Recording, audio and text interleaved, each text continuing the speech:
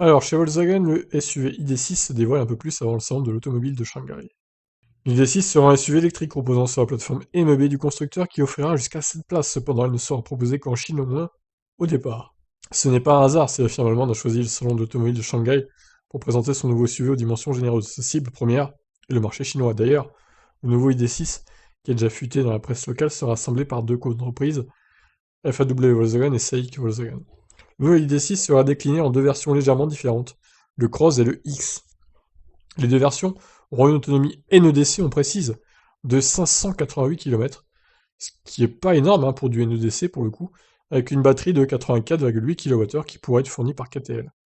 La puissance maximale du moteur atteindra 204 chevaux et aura un couple de 310 Nm. Le Cross aura une longueur totale de 4,89 m, alors que le X sera plus court de 2 cm. Ce qui est pas très logique, j'aurais vu le X plus gros moi, mais bon, c'est pas le cas visiblement.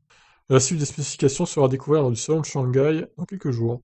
Alors au niveau de la batterie, est-ce que c'est une batterie capacité totale ou capacité utile? On sait que la plupart des Volkswagen long range, entre guillemets, c'est 77 kWh à la capa utile. Donc je pense que c'est la même chose ici, je vois pas pourquoi ça serait différent du coup. Bon, en tout cas, 588 km NEDC, on est autour de 450 WLTP quoi, à peu près. Hein. Voire peut-être un peu moins. Donc c'est pas dingue, en même temps il est très gros aussi, donc c'est normal qu'il consomme plus que l'ID4 par exemple, ou l'ID5.